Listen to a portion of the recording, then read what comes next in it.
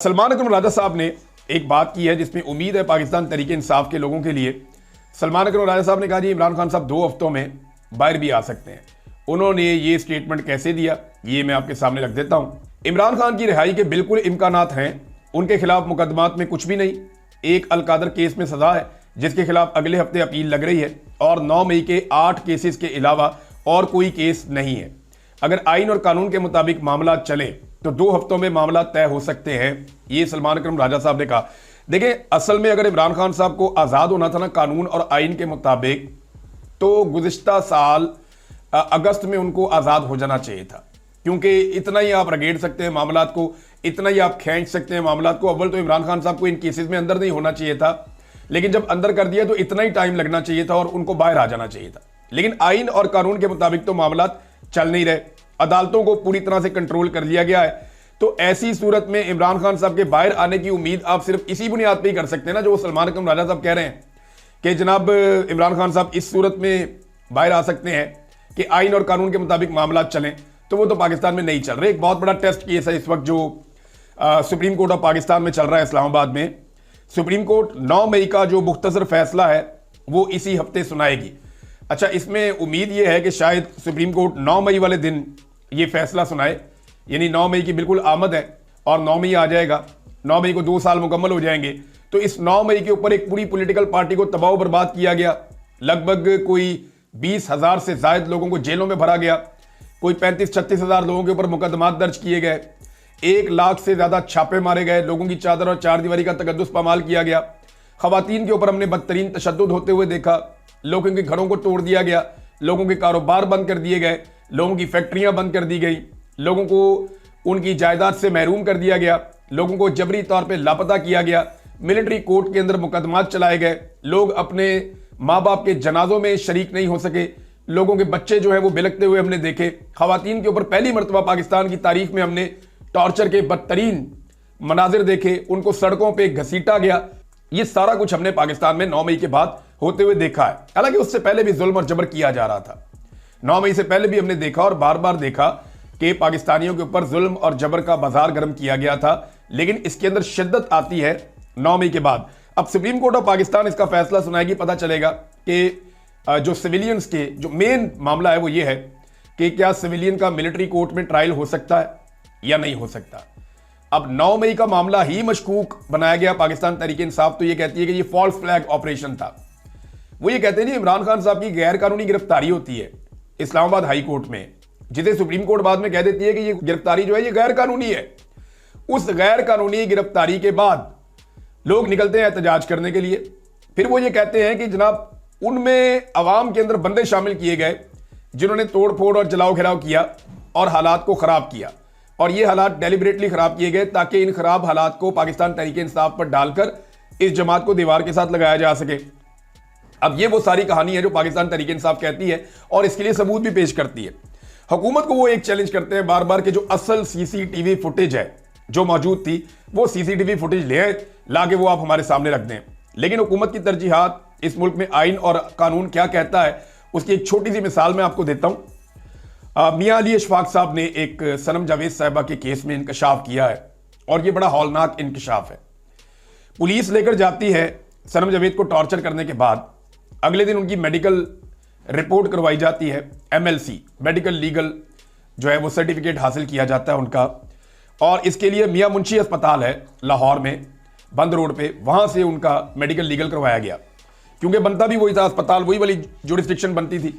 तो वहां पे उनका जो मेडिकल लीगल करवाया गया उसमें पता चला कि उनके ऊपर 13 उनको जगहों पे जिस्म पे निशान है और उनको टॉर्चर किया गया है और सनम जावेद को तशद्दुद का निशाना बनाया गया है। अच्छा, इसके बाद जब ये खबर फैलती है, मीडिया में हर तरफ जाती है, जब ये सर्टिफिकेट मिल जाता है सनम जावेद के वकला को, उनकी टीम को, पाकिस्तान तहरीक इंसाफ को, तो ये मामला खुल जाता है। अब इसमें जो है वो क्योंकि टिकटॉकर की हुकूमत है पंजाब में और वो अपने अलावा किसी को भी खबरों में नहीं देखना चाहती, तो फौरी तौर पे जनाब पुलिस को डंडा दिया जाता है कि आप जाएं और जाकर दोबारा से इस औरत का मेडिकल करवाएं और साबित करें कि इसके ऊपर कोई तशद्दुद नहीं हुआ। अब इस खातून को ज़बरदस्ती दोबारा अस्पताल में ले जाया जाता है और सनम जावेद का दोबारा मेडिकल करवाने की कोशिश की जाती है। सनम जावेद बकौल मियां अली अशफाक साहब के मेडिकल करवाने से इनकार कर देती कि मैंने अब मेडिकल नहीं करवाना, मेरा जो मेडिकल है वो कल हो चुका है और उसकी रिपोर्ट आ चुकी है। उन्होंने मेडिकल नहीं करवाया, लेकिन उनके इनकार के बावजूद वहां अस्पताल से एक नया मेडिकल रिपोर्ट जारी किया गया, जिसमें यह लिख दिया गया कि सनम जावेद के ऊपर कोई तशद्दुद नहीं हुआ। और जिस डॉक्टर ने पहले मेडिकल रिपोर्ट बनाई थी, यानी जो डॉक्टर्स पहले मौजूद थे वहां पे, जिन्होंने मेडिकल रिपोर्ट बनाई थी कि इस खातून पे टॉर्चर किया गया है और 13 निशानात हैं टॉर्चर के, वो जो मेडिकल लीगल रिपोर्ट बनाने वाले डॉक्टर से उनको भी मुअत्तल कर दिया गया। यह है नाज़रीन सूरत हाल पाकिस्तान में, जो रूल ऑफ लॉ की है, जो इंसानी हुकूक की है और जो आज़ादी इज़हार राय की है। ये मैंने आपके सामने रख दी है, ये एक मिसाल है। रोजाना ऐसी बहुत सारी चीजें होती हैं। सद्दाम तरीन के साथ भी यही किया गया, लेकिन वो बाहर आया तो क्या बदल गया? वो उसी तरह का एक आदमी है, वो उसी तरह खुलकर बात कर रहा है, वो अपने लोगों में गया, लोगों ने उसका पहले से बढ़ के इस्तकबाल किया है, तो इससे चीजें तब्दील नहीं होती। तो सुप्रीम कोर्ट 9 मई का मुख्तसर फैसला इसी हफ्ते सुनाएगी। ये मेरे ख्याल में पाकिस्तान तहरीक इंसाफ तो 3 साल से जुल्म की चक्की में पिस रही है, उनके लिए तो कोई मसला नहीं है। आप उनके खिलाफ भी फैसला दे देंगे, उन्होंने पहले भी मार खाई है, वो आइंदा भी खा लेंगे। लेकिन ये सुप्रीम कोर्ट ऑफ पाकिस्तान का अपना भी टेस्ट है। अब उन्होंने ये साबित करना है कि वो आइन और कानून के मुताबिक मुल्क को चला रहे हैं और वो मुल्क को किस तरफ लेकर जाना चाहते हैं। अगर तो वो कहेंगे कि सिविलियंस का मिलिट्री कोर्ट्स के अंदर ट्रायल हो सकता है, तो फिर वो एक ऐसा रास्ता खोल देंगे जिसको पूरी दुनिया नहीं मानती। फिर पाकिस्तान का निज़ाम इंसाफ किसी और तरफ चल रहा होगा और पूरी दुनिया के अंदर निज़ाम इंसाफ के पैरामीटर्स कुछ और होंगे। नाज़रीन, भारत ने पानी बंद कर दिया है और जो चनाब का पानी है वो लगातार कम हो रहा है। इसके ऊपर इरसा ने भी और जो गवर्नमेंट है, गवर्नमेंट के इदारे हैं जो वाटर मैनेजमेंट को देखते हैं, उन्होंने बाकायदा बता दिया है और कंफर्म कर दिया है कि भारत ने सिंध ताज मुआहदे की खिलाफ वर्जी करते हुए बाकायदा जो दरियाए चनाब के ऊपर उन्होंने एक गैर कानूनी तरीके से डैम बनाया था, जिसके स्ट्रक्चर पे पाकिस्तान ने एतराज़ किया था, लेकिन फिर भी भारत ने यह बना लिया था ज़बरदस्ती। अब उस डैम को भारत ने बंद कर दिया। देखिए 6 दरिया थे, 3 हमने इंडिया को दिए थे, 3 हमारे थे। तो जो 3 इंडिया को दिए थे उनका तो पानी हो गया खत्म, इंडिया ने रोक के अपनी तरफ मोड़ लिया। जो बाकी 3 दरिया थे उनमें से 2 दरियाओं पे इंडिया ने काफी सारे स्ट्रक्चर्स पहले बना लिए थे। पाकिस्तान रोकता रहा, लेकिन वो बनाते रहे, लेकिन पाकिस्तान को पानी आता रहा। अब क्योंकि भारत ने पाकिस्तान के साथ एक मामला खराब किया है और एक मुआहदा जो हुआ था उस मुआहदे को तोड़ लिया गया है, तो मुआहदा टूटने के बाद अब सिचुएशन ये है कि वो अब पानी बंद कर सकता है उन जगहों पे जहां चनाब में और जेलम में उसने बंद बनाए हुए हैं या जहां पे उसने डैम बनाए हुए हैं। तो बगलीहाट डैम को बंद करके उसने पाकिस्तान के अंदर पानी रोक लिया है और पाकिस्तान के मुख्तलिफ जो एरिया सैराब होते हैं दरिया चनाब से, वहां पे पानी की शदीद किल्लत पैदा हो गई है। अब पाकिस्तान ने एक बात की थी, ये मैं इस मौके पर जरूर याद दिलाना चाहूंगा। पाकिस्तान ने कहा था कि पानी बंद करके एक्ट ऑफ वॉर करेगा भारत। अगर भारत ने पानी बंद किया तो ये एक्ट ऑफ वॉर होगा, यानी भारत की तरफ से पानी बंद किए जाने को हम पाकिस्तान के ऊपर हमला तसव्वुर करेंगे और पानी बंद नहीं करने देंगे।